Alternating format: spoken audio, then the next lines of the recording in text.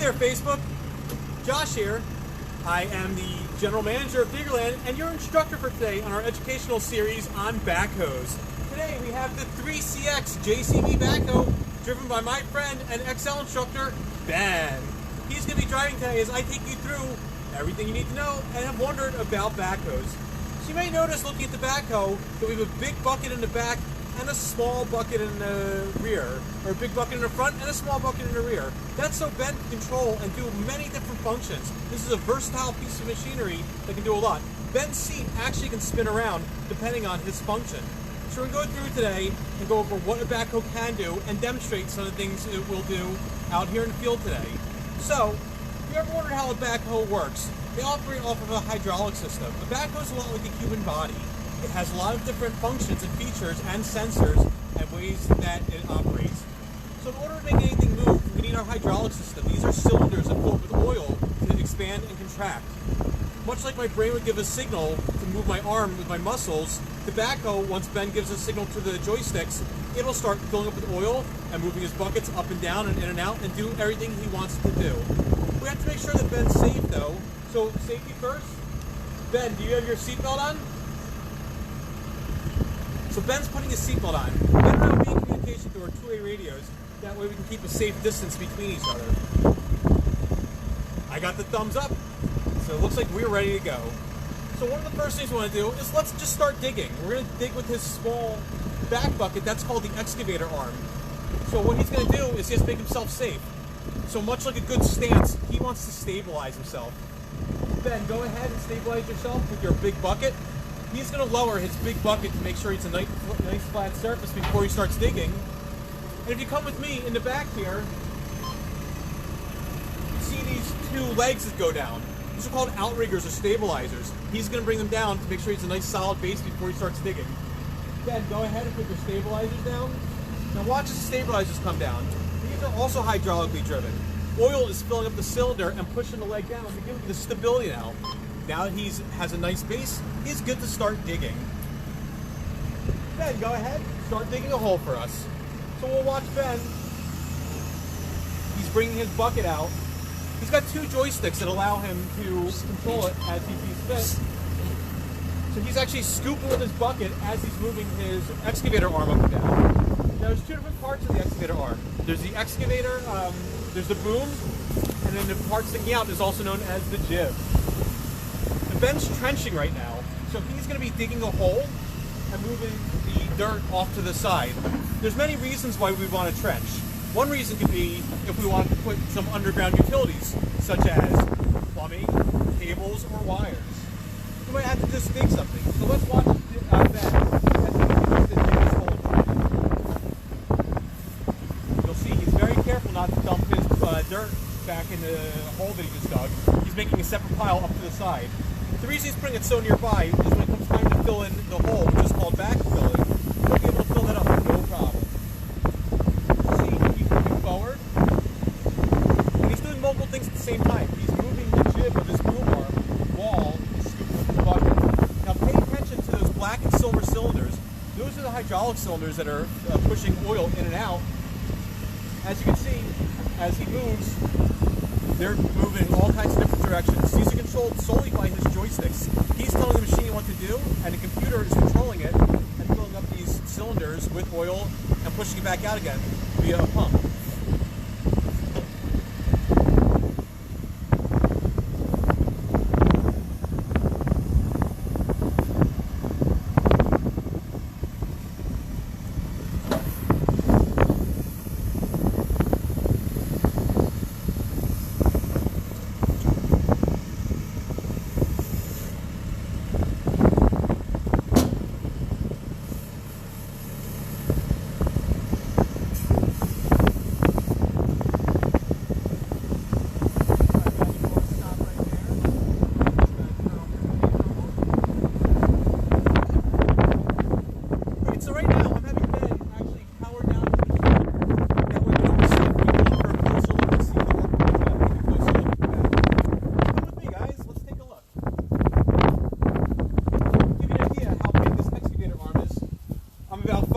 not super tall, but here I am standing next to it for comparison.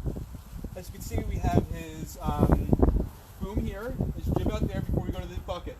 You can see all of the hydraulic hoses. These go to the pump, which is actually controlling these cylinders, which we have hoses going in and out to push the arms in and out.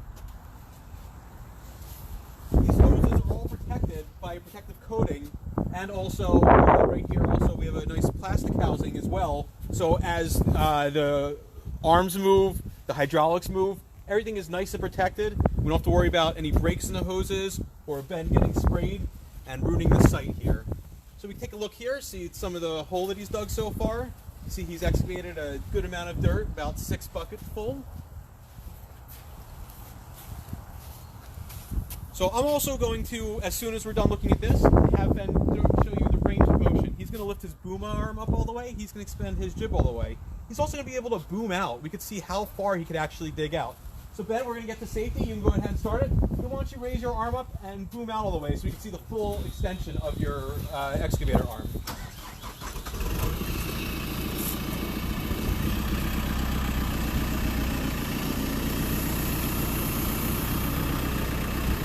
So now he's raised it up all the way.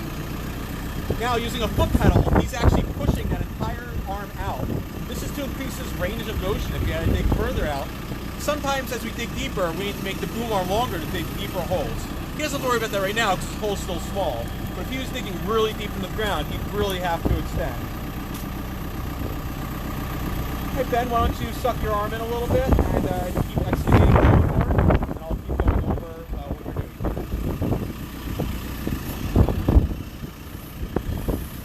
You can see we're bringing the excavator arm back in.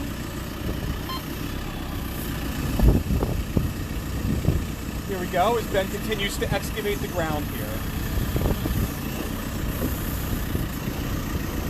And as I said earlier, there's a variety of reasons why we want to excavate. Usually you have to bury underground utilities. We don't have to reshape the area depending on what our project is. We don't have to channel water in a certain direction. If people were building a foundation of a house, they would have to excavate the dirt out. An excavator would be better suited for that, but the backhoe is very versatile and that would work as well.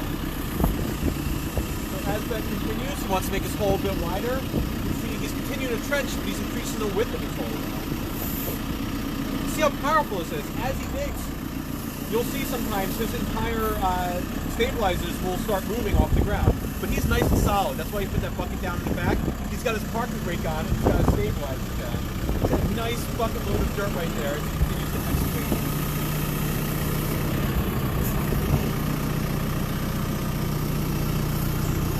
Let's get one more scoop then.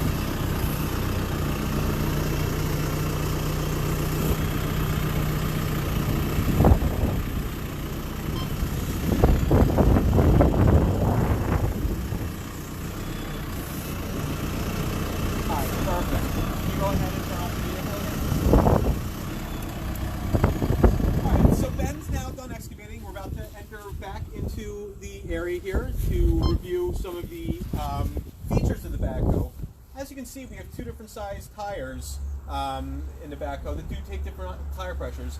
As we check the vehicles out at the beginning of the day, this is one thing we always want to check. We want to make sure that our tires are properly inflated, and that all of our lug nuts are properly seated. We actually use a torque stripe so we can physically see to make sure that the nut is in a proper position and it hasn't moved off of there. You can see Ben has steps to safely get in. We also have our fuel tank. These are diesel pieces of equipment. They take diesel as opposed to gasoline, which many of your household cars would have. We can see the front area. We have his exhaust, we have his windows, we have lights all over the place. He can actually put on turn signals just like a normal car. Headlights for night working. He's got work lights and night lights. We also have his big bucket in the front here, which is used for scooping large amounts of dirt or backdragging, which we're going to get into in just one moment. In the front here, we have his hood. That's where the engine is located. That's what's driving this whole thing. That's what's controlling as he drives forward and backwards. That's what is controlling his pumps to activate his hydraulics. If we ever have to do work, we actually raise this bucket up all the way. We have this lockout in place. That's to keep us safe as we're working underneath the hood. We put that right in the hydraulic cylinder. That would prevent any kind of potential energy from coming down and crashing on the worker below. So that's for our safety. As you can see, we have the stabilizers on this side. So that's a little tour around the backhoe. What we're going to do now is we're going to have Ben start it back up. and he's going to raise his stabilizers up, and then he's going to raise his bucket up so he can actually start driving. And what he's going to do is he's actually going to fill in that hole. We'll pretend that we put the pipe down, like the electric or the gas or the water, whatever we might have done, and now he's going to fill that hole back in by using his front bucket and pushing and pulling the dirt back in. Now this is a really cool feature. He's going to put on the float function, which actually allows his bucket to bob up and down in relation to how he's driving to make a nice smooth surface for when he fills the dirt in. So we're going to go back over to the other side for safety, or we'll actually take a step over.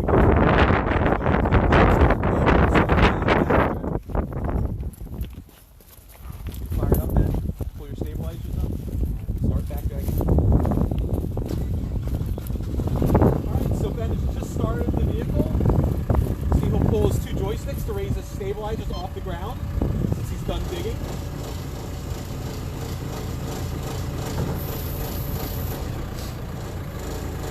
Do you want to push some dirt into the bucket first, or do you want to just pull it into the big bucket? Do you want to push some dirt into the water first, or just pull it into the big bucket? Okay, Ben's giving me the go-ahead, so he's going to get himself in position. He's going to put his machine into float mode. He's actually going to start filling in this hole. So let's watch Ben as he goes through and fills this hole back in.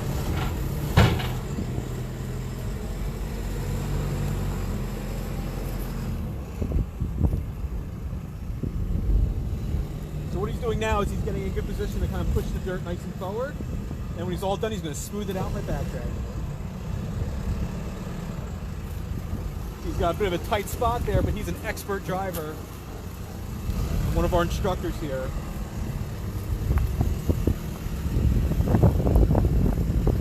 What he's also done is he's brought his back boom in, his bucket in a little bit. That way he's not unstable, he's not bouncing all over the place. So here's some of the dirt he excavated earlier. I'm going to go ahead and push that back in the hole. Same deal with the hydraulics. Watch the two hydraulic cylinders working together. They're pushing his bucket down as he dumps the dirt back in.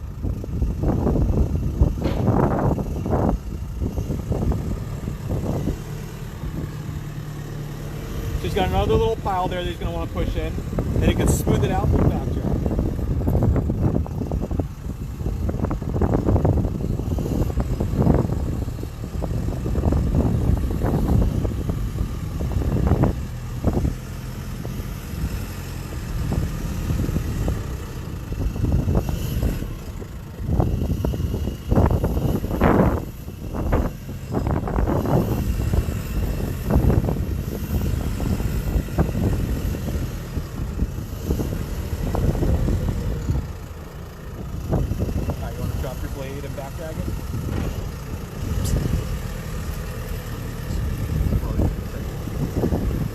So one more fun feature right now is Ben is going to now drop his blade and drive backwards. He's now in float mode. It's going to make the ground nice and smooth. Watch this. This is really exciting.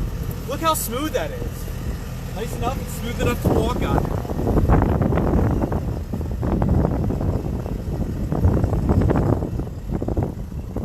That's perfect right there. So we can see he just went and drove backwards while in the mode. The hydraulics are doing the work, bouncing up and down to counteract his driving. By 2 or 3 more times, you'll never even know there's a hole there. We thank you for joining us today for our educational series on construction equipment. Today was the backhoe, but be sure to join us every Monday, Wednesday, and Friday at 1:30 p.m. on Facebook at Diggerland USA to see another piece of construction equipment. Thanks again. Thanks to my assistant Ben and my great partner. Have a great day, everybody.